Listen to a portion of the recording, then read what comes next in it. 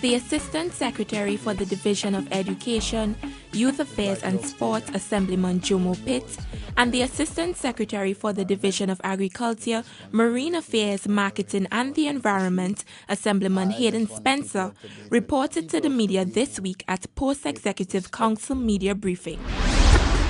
In the Youth Department, as we are winding down this summer, as the kids are getting ready to go back to school, we still have 1 week, or we have launched a 2-week summer camp for the youngsters at our centers, our youth centers, 4 youth centers.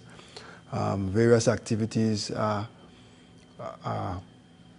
happening there, which includes field trips, arts and crafts, and other activities for the youngsters, which will end at next week. We currently have a program at the division called the World of Work, which exposes our youngsters to the environment of the workplace environment. That we have 1 week in which they have some in-house training, and the next week they will be placed in various places of employment, the public sector and also the private sector. Those are the two major things happening in the youth department. For sports, on the sporting side of things, just a couple updates. The Dwight York Stadium, as we all know, it's been on hold for quite a while. The only thing left is to do the line marking. That is on hold. The line markers, the IAAF line markers who are supposed to be here to mark the lanes or mark the Mondo track, and also certified at the same time. They were to start Monday, and it should have been a 5-day, 4-day process. However, regrettably, they are in Miami as we speak, unbeknownst to them and to us, which was news to me, that two of the assistants, there are 3 individuals coming, 2 of the assistants actually need visas to come to Trinidad and Tobago. Apparently, Thailand is one of the few countries in which Trinidad and Tobago requires a visa before entering. That was only discovered when they got to Miami, so they're in the process of trying to get that visa. We have officers in the sport company in Trinidad trying to fast track it by getting a letter to the consulate in Miami to see if they could fast track the work permit. Once that's done, as I said, the process should take literally about 3 to 5 days to do the landmarking and get the at least a provisional certification of approval from the IAAF. The other thing on the agenda is the Kendall swimming pool. This is should be delivered within a month's time. The hold-up has been, one of the primary hold-up has been the electrical inspectorate, which has TNTech needs their approval before they can do final connection. The same thing is applicable with WASA's connection. Unfortunately, the personnel, the officers have to come from Trinidad to do a final inspection and a connection for the Kendall swimming pool. Tomorrow, I will be leaving for St. Kitts. I'll be accompanying a Tobago All-Star basketball team to play some friendly games. But the primary purpose of my accompanying them is to establish a similar relationship or a similar, initiate talks of our exchange program that we currently have with Barbados. So at least we have 2 islands on our, will be part and parcel of the program in which we expose our youngsters, one, to a better competition, and also see how well they do against the other islands. So I will be leaving tomorrow, returning on Wednesday. And speaking about the Barbados trip,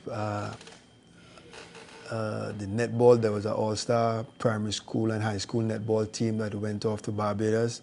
I've yet to get a full report from them, but they returned Monday, I think it was, after spending, I think, 4 to 5 days. A similar all-star team for cricket left yesterday. They should be there for a similar period of time. Again, continuing the program with, if you remember, a few months ago, a similar contingent of footballers, high school and primary school, girls and boys, went off to Barbados. So it's continuing the program, which I'm hoping will be successful. As I said, I'm going to St. Kitts to see if the same thing can be initiated there.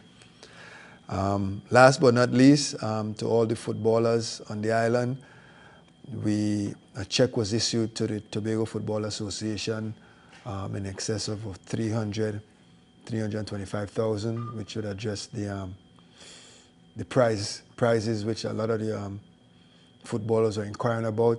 That check was issued last week, so anytime I would suspect that the Tobago Football Association will have their presentation soon, and immediately following with the start of the 2014 football season.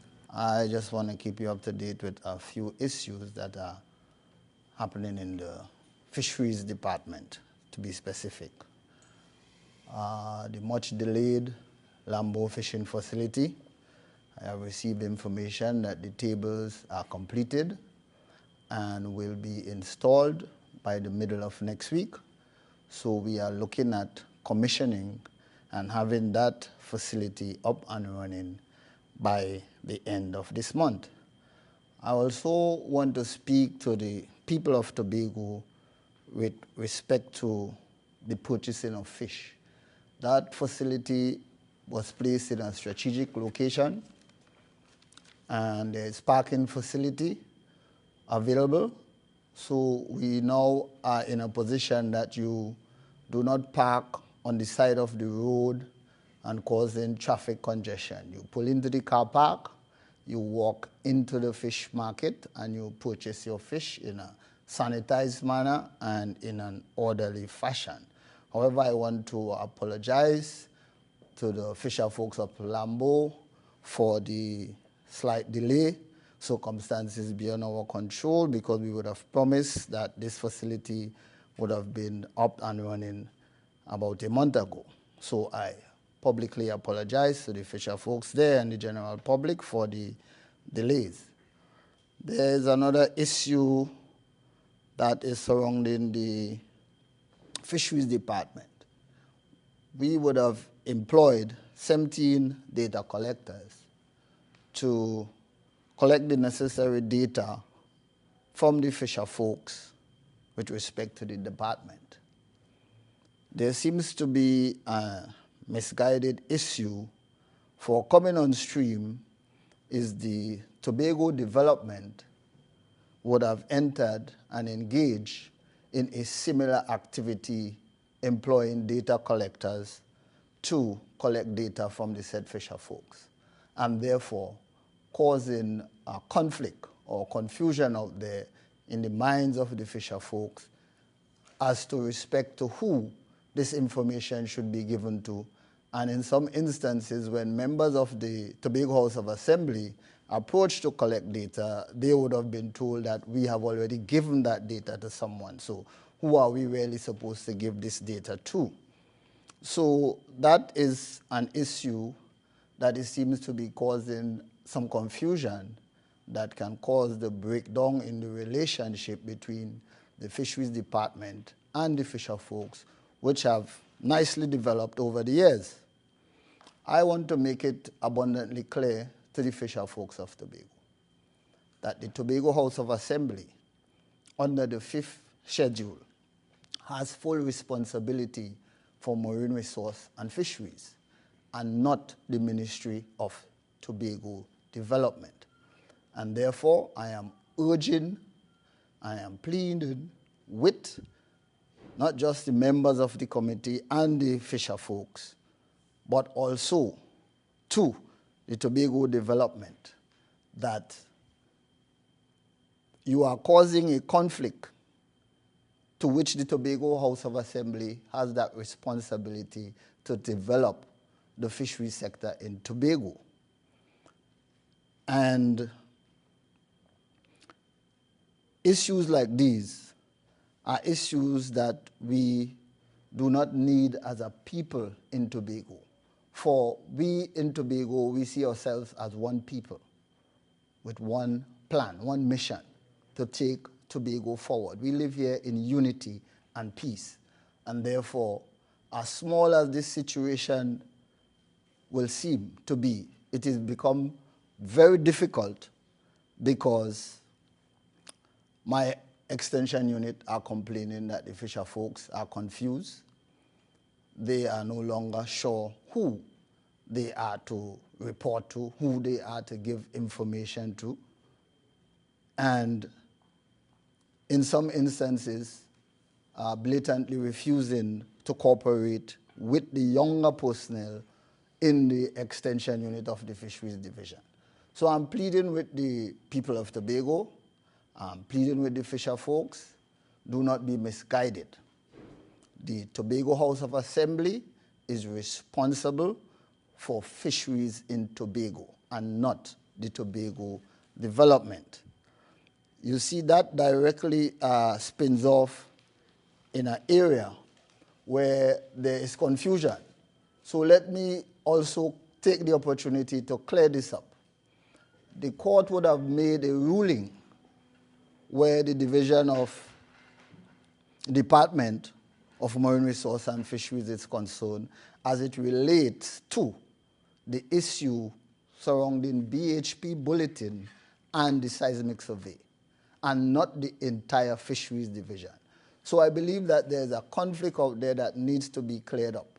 The ruling of the court is that the division do not engage BHP bulletin on behalf of the Fisher folks. But the division still has its responsibility under the fifth schedule to take charge of the fishing industry in Tobago. Firstly, I'd like to start with Assistant Secretary Jumo Pitt. Firstly, let me congratulate your department, the Department of Sport, for an excellent initiative with the Tobago Sports Camp. The turnout was excellent. In that regard, seeing that that is a sports camp, what else is there to keep with the developmental aspects of sport on the island? Is there anything in train for? Very good question. We've just recently beefed up our community sport development unit, in which we've brought on board 6 or 7 officers whose mandate or whose responsibility would be to go in the communities, work with existing sporting clubs or groups to establish a more sustainable program in the various sporting disciplines. Chances are it probably would launch off with football being the more popular sport, and it's the season is upon us. It is the intent that we have,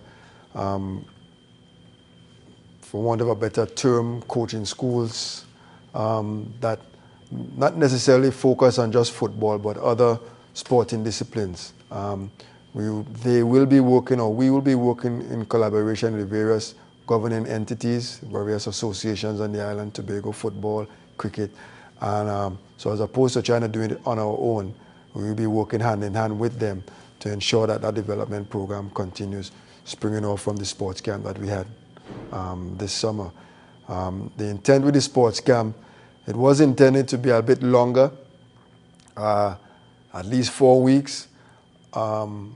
As you all know, the unfortunate situation in sports in Trinidad, that didn't come off this year, so a significant amount of the funding that we were expecting did not come. So as a result, we had to continue with the sports camp, but limit it to the 3 weeks, because, as I said, the funding that we expected didn't allow us to go for the 4 weeks. But going forward, we want to make it so it's not a one-off event, but a sustainable thing throughout the year. On that note, would that camp also be continuing next year, with or without the involvement of sport? No doubt, that's definite. Now that the possibility now exists that we may not get the support, This year, because I mentioned we budgeted for it to run 4 years, 4 weeks, based on the funding expected from Trinidad. So this for next year, 2015, we will be budgeting for 4-week camp. I mean, if we get funding from Trinidad, then we either beef up the quality of what initiatives or programs within the camp, or we just make it longer. But again, that's dependent on funding. Moving on a little bit to football, because the Super League teams in particular seem to be having a little bit of problem with the traveling to Trinidad in terms of the Air and the Sea Bridge. Is there anything within Trin to help curb that current situation? As it pertains to the football teams? Yeah. No. What we've provided is just assistance, financial assistance to the club. The actual logistical management is handled by Trinidad and Tobago Football Association via the Super League. So we really haven't been involved in that. We sympathize with the teams, but it just a tip of the iceberg of what, I mean, we have footballers, but we also have the challenge of businessmen, women, people from Tobago trying to get to Trinidad and are faced with the same challenge. So it's a lot bigger than just the Super League teams facing this thing. As a matter of fact, the Sea Bridge, the team for cricket were literally, the possibility existed when the boat wouldn't take them. The 5 o'clock boat was cancelled on Monday. They were scheduled to travel on that boat. A lot of calls had to be made to ensure that the kids got down to Trinidad to catch their flight to head off to Barbados. So from the young to the old, everybody in Tobago, and I guess Trinidad, is affected by this unpredictability of the sea and air bridge that faces us.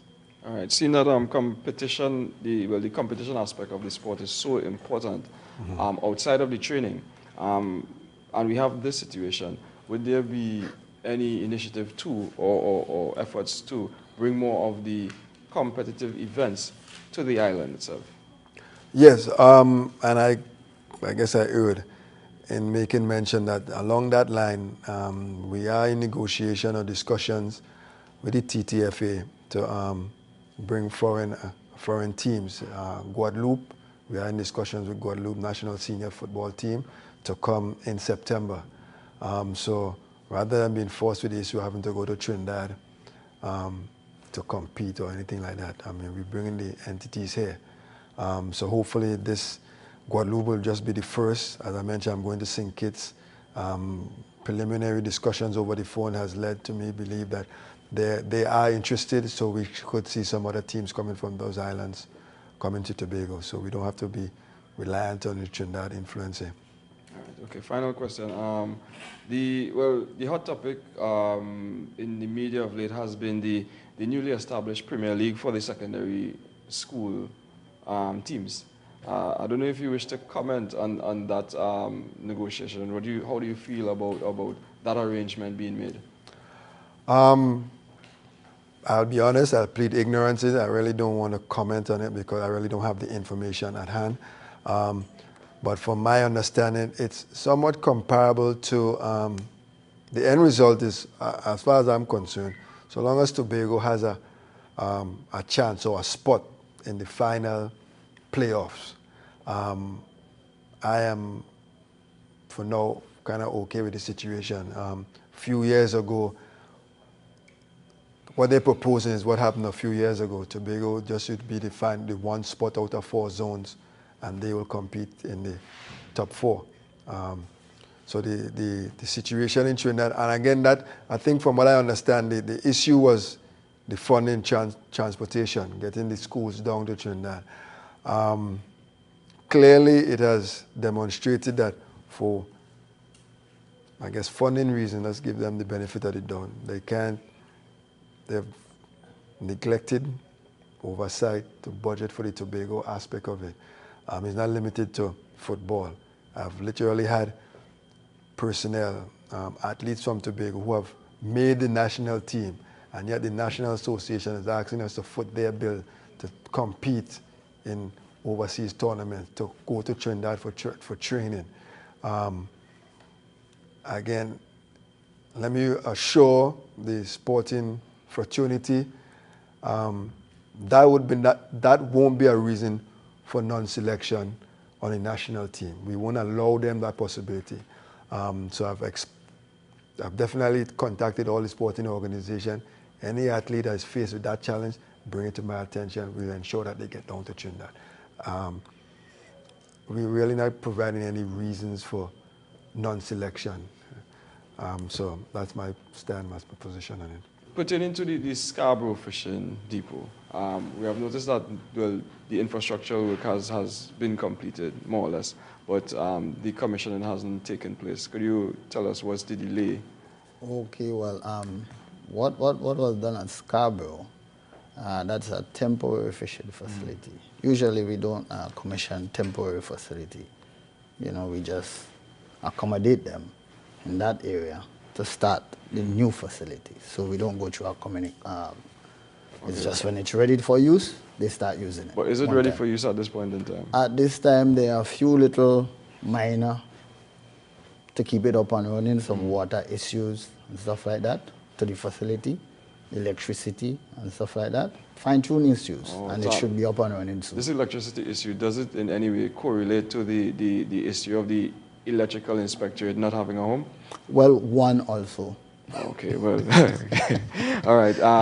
Moving along to the issue with BHP Billington and the Fisher Folk Association.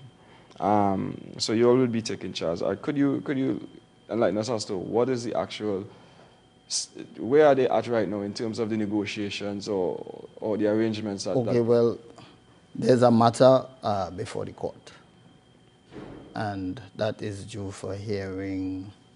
I think it's the 19th or something in this month, right? So all communications are on hold until the court decides. The government just issued a banning on shark finning in Tobago. Could you tell me, is there any measures that are going to be put in place to police the waters to make sure that doesn't happen in Tobago's waters? I mean, because I know, they put the ban was on the exporting of the shark fins. Right. So, but just to monitor the fishermen and whoever else are going out in the waters and, Well, one of the strange things in the fishing industry in Tobago, we do not have that issue because the fisher folks in Tobago do not really fish the shark in that sort of capacity. Okay? Most of the times, shark is being fished here in a minority kind of way. It's not a big issue as how it is in Trinidad, where they do catch them in large amounts and do the exporting and stuff like that. It's not an issue in Tobago, really. So still yet, we'll be monitoring it because then, we still have to look at maybe the fishermen from Trinidad actually coming to Tobago to fish the shark here and stuff like that. So we will monitor the situation. Yeah. And in the matter with the MTD having their own data collectors going around, are you saying that they are acting illegally in this respects? Definitely illegally. Because the Tobago House of Assembly under the 5th schedule has the sole responsibility for marine resources and fisheries. And that is not one of the circumstances that the Tobago House of Assembly partnership with the central government. It's the sole responsibility of the Tobago House of Assembly. And therefore, all acts that are being carried out in the fisheries department by the ministry are illegal.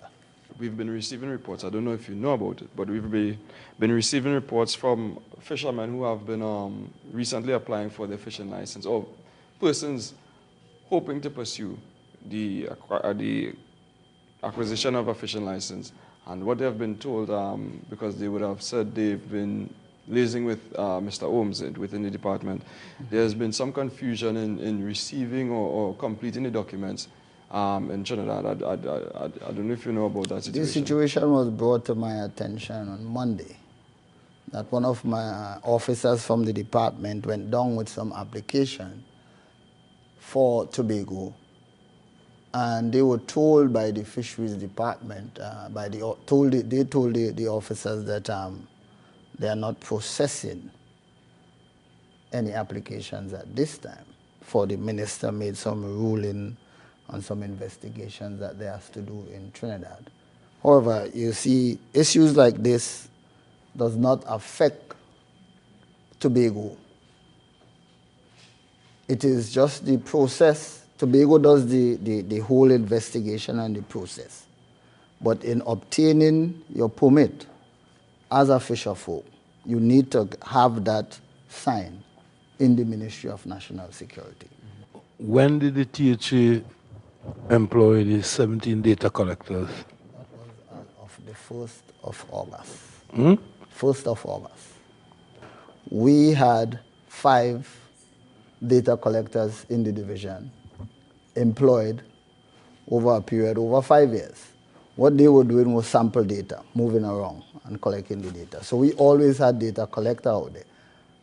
But with the increase in the fishing activities and the increase in the number of fisher folks now to the landing sites, we have made a decision, an executive council decision, to increase that number and have data collectors now functioning at the landing sites. And therefore, that was the need for the additional 17, so that we'll have all the landing sites covered. So this Ministry of Tobago Development issue is an issue that is ongoing. They have started and are continuing to set up in certain areas.